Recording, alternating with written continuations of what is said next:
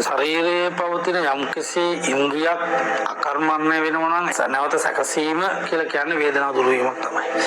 ඒකෝර ක්‍රමවත් වීම සිදුවෙන සෑම අවස්ථාවකදී වේදනාවක් නැති වෙනවා නම් ඒක වේදනානාශකයක් විදිහට සාමාන්‍ය කෙනෙකුට පිළිගන්න පුළුවන්. පෙන්ඩෝල් කියලා කියන්නේ සාමාන්‍ය පරිබාහිර ශරීරයේ අභ්‍යන්තරයේ සිදුවන රසායනික ක්‍රියාවලියක් උපයෝගී කරගෙන ශරීරයේ මේ ප්‍රතිශක්තිකරණයට යම් රුකුලක් සිදු වෙන එකනේ.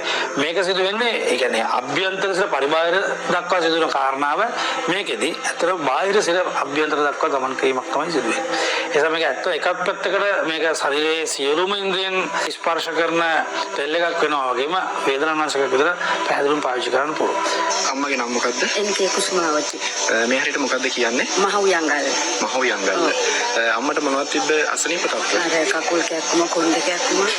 ඔව්. දොරට සුවයිද? සුවයිනේ. තෙල් එක ගෑවට පස්සේ. ඔව්. අම්මට ගොඩක් අපහසුතාවයක් තිබ්බේනේ. ඔව්. ඒක ගෑවට පස්සේ ඉක්මනටම සුවපත් භාවයටපත් වුණා. අම්මට මොකද හිතෙන්නේ තෙල් එක ගැන? හොඳටම හොඳයි. හොඳටම හොඳයිනේ. හරි. එහෙනම් අම්මා අපිත් එක්ක සම්බන්ධ වුණාට ගොඩක් පිං. දීර්ඝායු වේවා. අපේ ඉඳ ගන්න බෑ.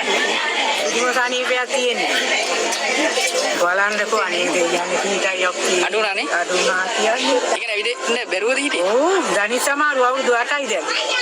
පුටුවක ඉඳලා හිටගෙන විනාඩි 10ක් විතර ඉඳලා තමයි යන්නේ. දැන් මේ අපූර්වට මේ ඔව්නේ. මේ බලන්නකෝ.